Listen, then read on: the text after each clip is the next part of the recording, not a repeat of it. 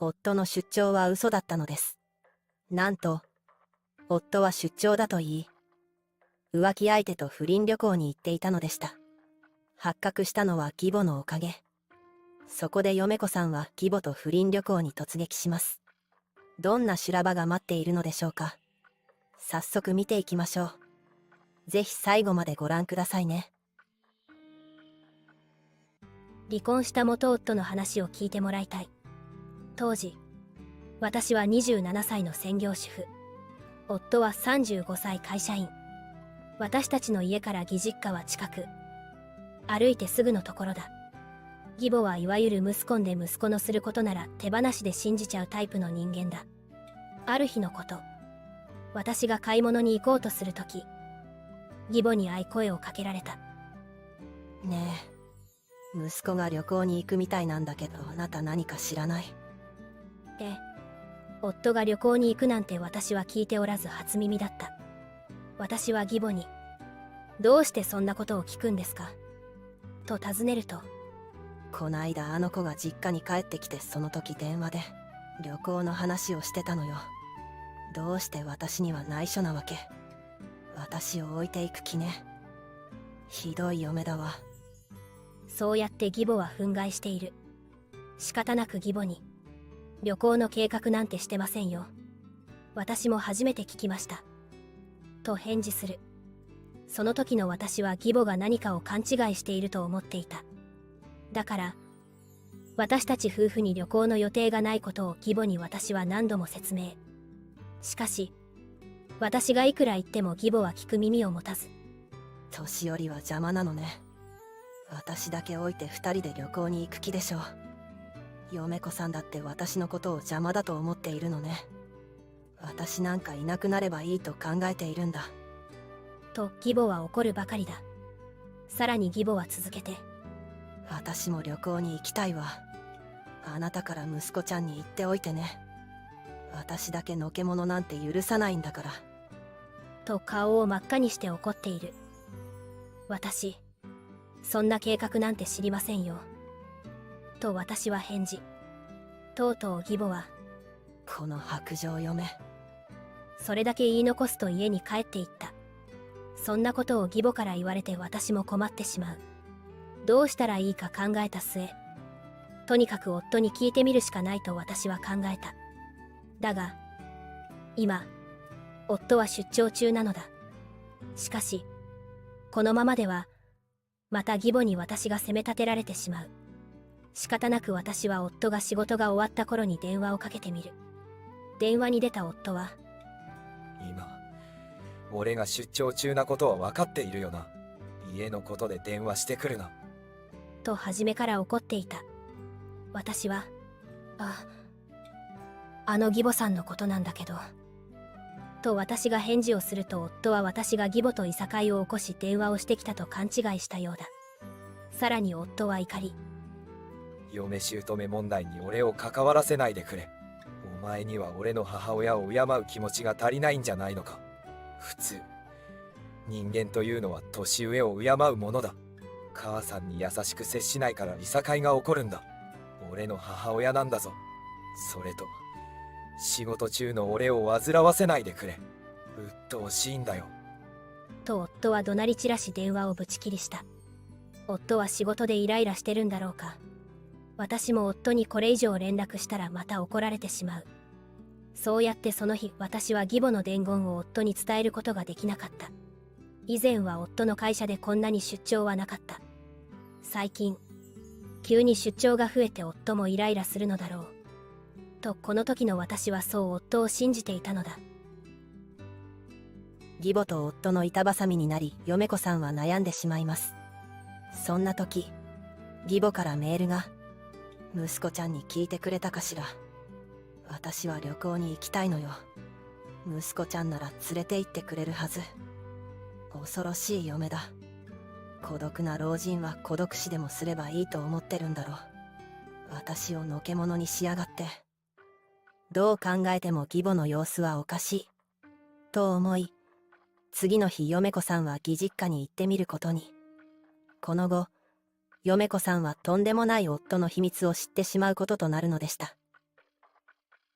何度考えてもなぜ義母はこんな勘違いをしているのだろうと私は思ってしまう。義母曰く、夫が誰かに電話をしていた相手との会話の中の話だと言っていた。私の中で謎は深まるばかり。そして私が義実家に着くとリビングに通された。今お茶を入れるわね。と義母は台所へ向かった。私が座っているリビングのテーブルには電源をつけっぱなしのまま置かれているノートパソコンがあった。よく見ればそのパソコンは夫のノートパソコンだと気づく。どうも夫は新しくパソコンを買い替えたため古いパソコンを義母にあげたようだ。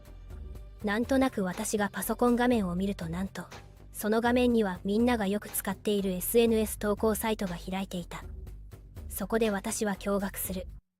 その SNS のアカウントは夫のものだったのだ。アイコンも夫であったため間違えないだろう。私は夫が SNS をしていることさえ知らなかったので驚くばかりだ。どうも義母はこの夫の SNS の投稿を読んでいたようである。義母がリビングまで戻る間、夫の投稿を読み進めると、夫は高級温泉旅館に泊まるんだ。などと投稿している。この温泉地は旦那の出張先から近い場所だ。この投稿を読んで私は愕然とした。その時、背後でお茶を用意してくれた義母が私に語りかけた。嫁子ちゃん、ほら息子ちゃんが旅行へ行くと書いてあるでしょ。と言った。どうも夫は義母に PC をあげた時に SNS をログアウトせずに渡したようだ。だから義母は夫の投稿を読むことができたのだ。ここで私は義母の言っていた話がつながった。夫は義実家で旅行のことで通話していたのだろう。それに SNS の投稿で義母は夫が旅行に行くことを知ったのだ。それで義母は私にしつこく聞いたのね。と私は一人で納得してしまう。旅行は女と行くに違いないと私は確信した。最近夫が出張が多いと思っていたら、あいつは不倫旅行に行ってたんだ。夫は真っ黒に違いない。あまり PC に詳しくない義母は SNS のことを分かってないらしい。息子が不倫しているなどと思っていないようだ。当然私は腹渡が煮えくり返る。許せない。その時義実家の玄関チャイムが鳴る。来客のようで義母は玄関に向かった。その間に私は夫の SNS の DM を見てやる。夫は浮気相手と思われる女と頻繁に DM をしていることが判明。パソコンの中身もチェックすると出るわ。若い女と夫が肩を抱いている写真。裸の夫と女がベッドに座り笑顔で写っている写真まであった。私は義母のいない間に夫の浮気の証拠をすべてスマホに転送。そんな作業をしていたら、夫の爪の甘さに笑いがこみ上げてくる。あいつはバカか。自分の母親にあげるパソコンを初期化もせず SNS もログアウトせずあげるなんて。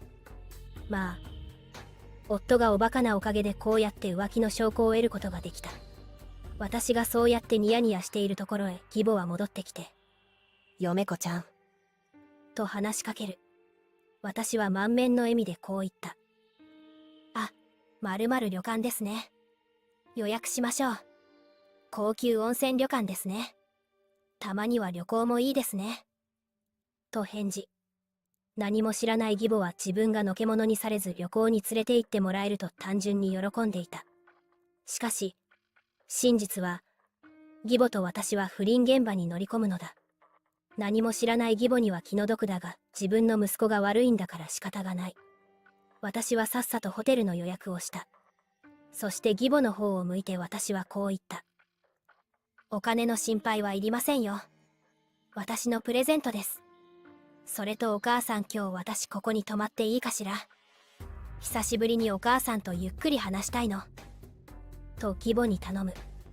義母は旅行に行ける嬉しさから、いいわよと言ってくれた。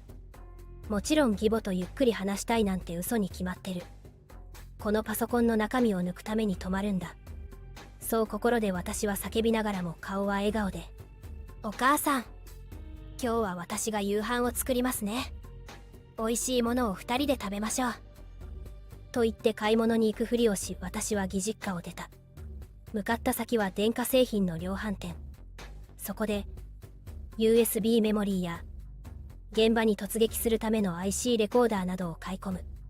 そして深夜、義母が熟睡してる隙に私はパソコンを立ち上げる。昼間は短時間しかパソコンを操作できなかった。今ならじっくり浮気の証拠を抜き取れる。私が SNS を開くとアホ夫は私に見られてるとも知らないで浮気女と DM をし合っていた。DM では、あなたとの旅行ドキドキしちゃうわ。燃え上がる一夜を過ごしましょう。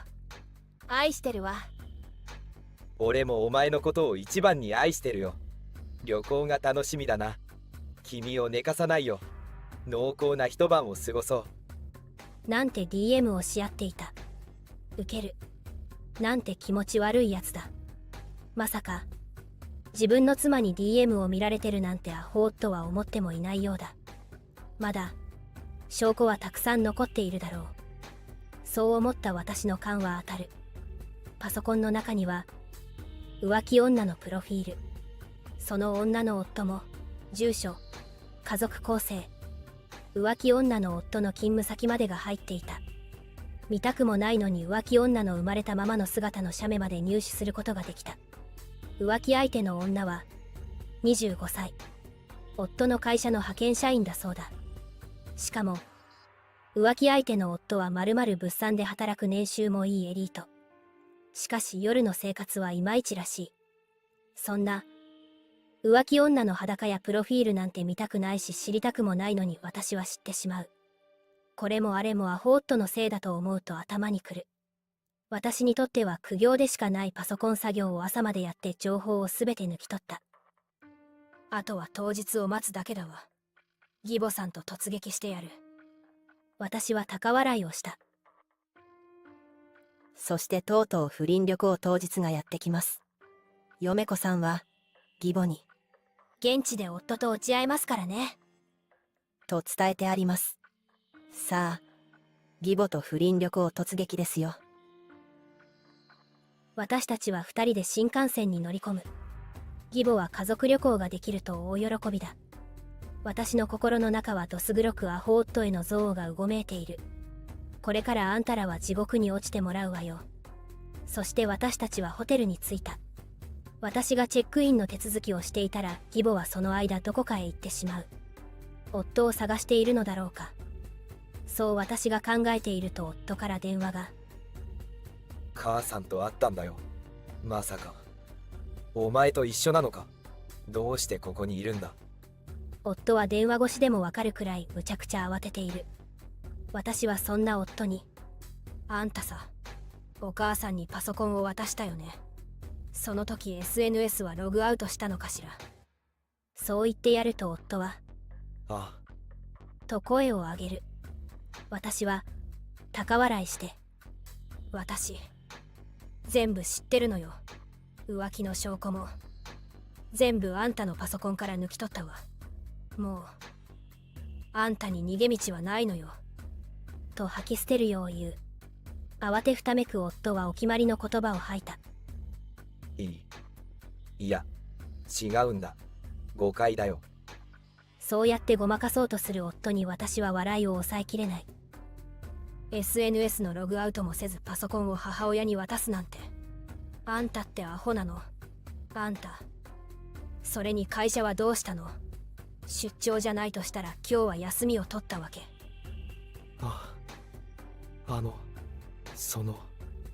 と口ごもる夫に私はさらに畳みかけた。あと、お母さんの相手はあなたがお願いしますね。人間というのは年上を敬うものだってあんたが言ったんじゃない。私はもう帰るわね。お母さんにあなたの部屋の番号も伝えたわ。じゃあね。それと、今後、私と話したいときは弁護士を通してよ。と私は夫に言い放つ。なんで弁護士なの。離婚のことに決まってるでしょう。慰謝料もお願いしますね。あなただけじゃないわよ。浮気相手からも慰謝料をいただくわ。そう。そんな待ってくれ。離婚だけは許してくれ。慌てふためく夫が滑稽だ。いつもは私にえばり散らす夫が今は私に許しをこいている。私はそこで電話をぶち切り、もう私は帰るだけだと支度を始めていた。そこへ私を見つけて義母が慌ててやってくる。義母曰く、私と離れた隙に夫と会ったという。知らない女と夫が恋人つなぎで温泉地を歩いていたそうだ。息子ちゃんが女と一緒にいたのよ。あれってもしかして不倫じゃないの？さすがに鈍感な義母も気づいたよう。私は義母に、そうみたいですよ。夫から電話があって私が夫に浮気を問い詰めたら離婚だけはやめてくれと言っていました。そう返事すると古風な考えの義母はさすがに衝撃を受けたようだ。義母は目をくるくるさせて明らかに動揺していた。私は続けて義母に、夫の浮気に気づかせてくれたのはお母さんです。お母さん、ありがとうございます。これで私は夫と離婚する決心がつきました。と笑顔で言った。義母は、離婚。義母は事態が飲み込めない様子で口をパクパクさせながらそう言った。私は離婚へ向けての準備で忙しいから先に帰らせていただきますね。と笑顔で手を振ると、まだ口をパクパクさせている義母は、何それ。ちょっと待って。と大声で叫んだ。そんな義母の声を私は無視して家路に急ぐ。さて、これから忙しくなるぞ。私のスマホには義母と夫から鬼のように電話とメールが来た。当然、私は全て無視した。あれから奴らがどうなったのかは知らない。ただ、浮気女は旅行から帰ったら家から追い出されたそうだ。事前に私は浮気相手の夫に事のあらましを伝えてあった。激怒した浮気相手の夫は妻の荷物を全て妻の実家に送り、帰ってきた浮気女を家から追い出したそうだ。その後、私は弁護士を通じ夫とは正式に離婚した。そして、私は元夫の会社にも今回のことを伝えてやる。私が元夫の会社に報告という態度で臨んだのが良かったようだ。元夫の上司は私の言葉を真剣に聞いてくれた。その結果、元夫は出張中に浮気女を呼び出し、たびたび不倫旅行を楽しんでいたことが発覚する。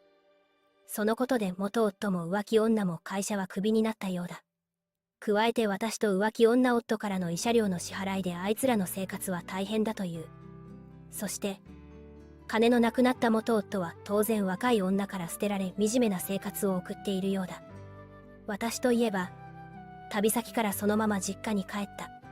離婚後、私は実家近くで働く場所も見つける。もう男はこりごりと思っていたら仕事仲間から食事に誘われちゃった。しばらくは独身生活を楽しむつもりだが、いつか生涯を共にできる素敵な伴侶に出会いたいと思っている。いかがでしたでしょうか？チャンネル登録していただくことで制作の励みになります。また次の動画でお会いしましょう。